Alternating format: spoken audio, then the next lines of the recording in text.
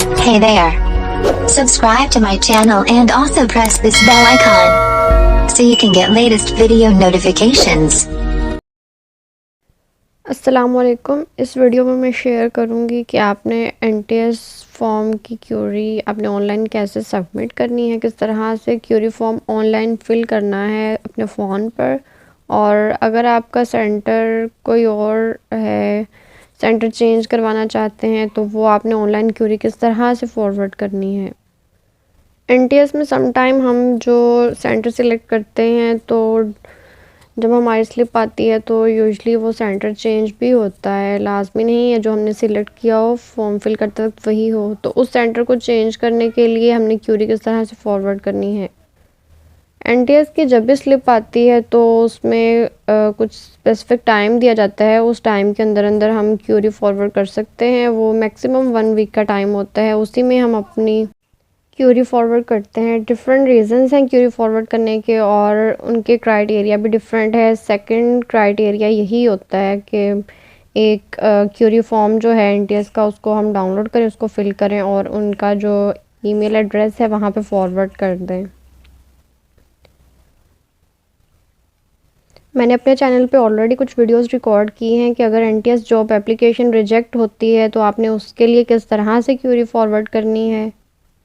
और reject application के लिए उन्होंने जब आपको एसएमएस किया होता है उसमें क्लियरली मेंशन होता है किस वजह से रिजेक्ट होती है, तो आपने उसी लिंक के ऊपर क्लिक करके अपने फॉर्म को एडिट करके वहाँ से भी सबमिट कर सकते हैं। और दूसरा तरीका फॉर्म सबमिट करवाने का है। लेकिन अगर आपने सेंटर चेंज करना है या किसी और पर्पज़ के लिए आपने एनटीएस को क्यूरी फॉरवर्ड करनी है तो उसका क्राइटेरिया क्या है, तो वो step by step form fill करते हैं और उसको फॉरवर्ड करते हैं।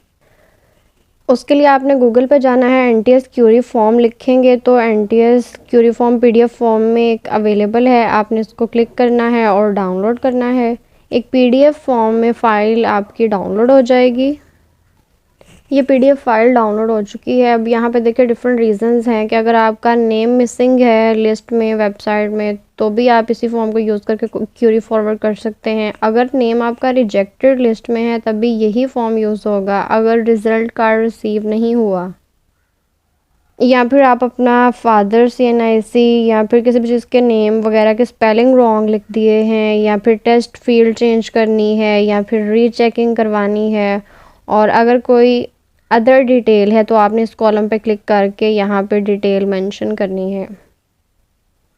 मैं इस फॉर्म को फिल करूँगी कि अगर आपने टेस्ट सेंटर चेंज करना है। बाकी सब चीज़ों का भी क्राइटेरिया सेम है, आपने उसके अकॉर्डिंग फॉर्म फिल करना है, बट यहाँ पे टेस्ट सेंटर चेंज करना है। फॉर एग्जांपल आपने लाहौर किया था तो आपका कोई और सिटी उन्होंने एलोकेट कर दिया है, तो उसको कैसे करना है। अब यहाँ पे देखिए आपने ऑनलाइन फिल करना है। आपने इस पर जब क्लिक किया तो ये एडिट वाले बॉक्स पे क्लिक करेंगे तो यहाँ पे आपने टेक्स्ट बॉक्स लेना है। अब यहाँ पे टेस्ट डेट, सबसे पहले हमने टेस्ट डेट लिखनी है। अगर जैसे 15 मार्च 15 मार्च को आपका टेस्ट है, इसका कलर ब्लैक कर लेते हैं।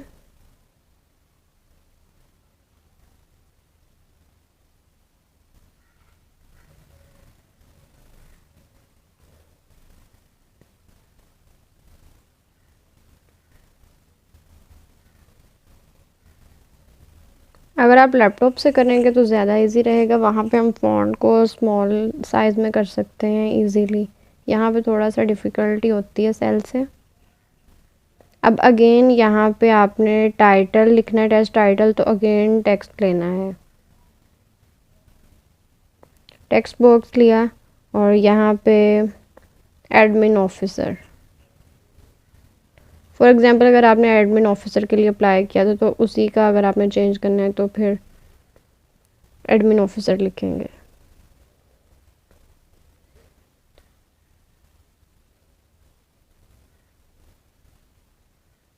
उसके बाद अगेन टेक्स्ट बॉक्स लेंगे और यहाँ पे उस डिपार्टमेंट का नाम लिखना है जिसकी जॉब के लिए आपने अप्लाई किया था। जैसे फॉर एग्जांपल हेल्थ केयर की जॉब्स आई थी तो आपने यहाँ पे complete name health care department का लिखना है।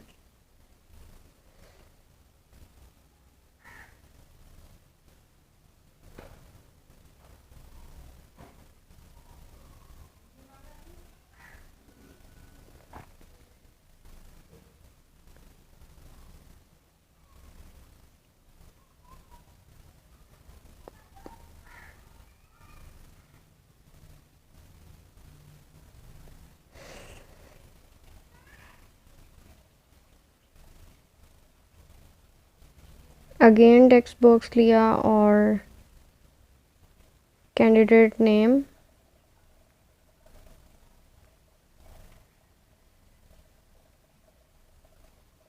अगेन टेक्स्ट बॉक्स लेंगे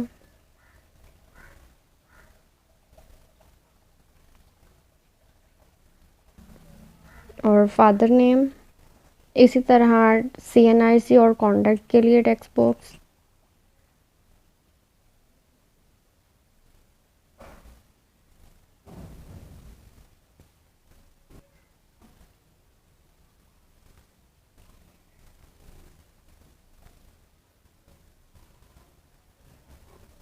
अब यहाँ पे रोल नंबर और फॉर्म नंबर कौन सा लिखना है। रोल नंबर वो मेंशन करना है जब आपकी रोल नंबर स्लिप आ चुकी है और SMS में या रोल नंबर स्लिप के ऊपर जो रोल नंबर मेंशन है, और फॉर्म नंबर आपने जब एप्लीकेशन फ़िल की थी, एप्लीकेशन फॉर्म फिल किया था, उस वक्त आपके फॉर्म का एक नंबर होता है, वो आपने यहाँ पे मेंशन करना है।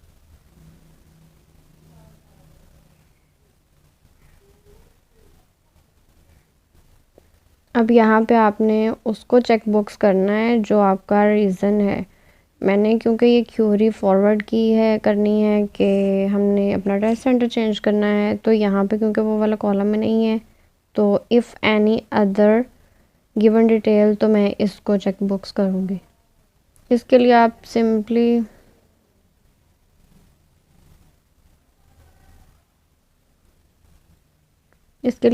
पेन ले लें और इससे इसको मार्क कर लें।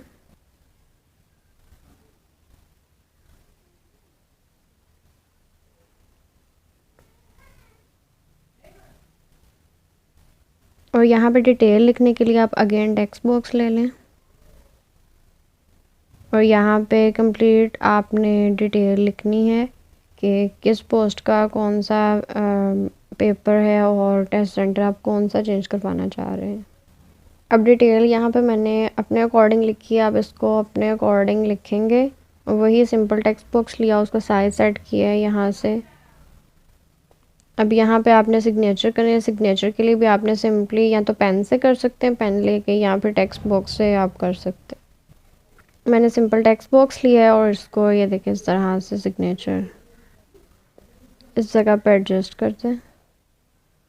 ये मैंने सैम्पल के तौर पर नेम लिया है, इस वजह से आप अपने नेम के सिग्नेचर जैसे सिंपल आपका नेम जो भी है आप वो मेंशन करके यहाँ पे इसको एडजस्ट कर दें।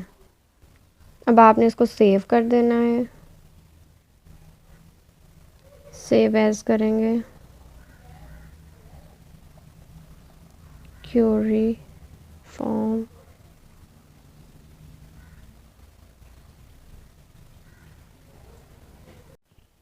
फिल करने के बाद आपने यहाँ पे गूगल पे एनटीएस कॉन्टैक्ट ईमेल चेक करना है, इनका ईमेल एड्रेस, वो इनकी वेबसाइट पे भी अवेलेबल है, query@ntsorg.pk। आपने इस ईमेल एड्रेस पे ईमेल सेंड करनी है। अब वो मेल कैसे करनी है, इस ईमेल को आपने कॉपी करना है। अब यहाँ से शेयर बटन पर क्लिक करना है और जो इनका ईमेल एड्रेस है उस पर इसको फॉरवर्ड कर देना है। शेयर पर क्लिक करेंगे तो यहाँ पे जीमेल, और ये देखिए डायरेक्ट इसकी जो फाइल है अटैच होगी, और यहाँ पे आपने जिस जीमेल एड्रेस पे करना है एंड query@nts.org.pk।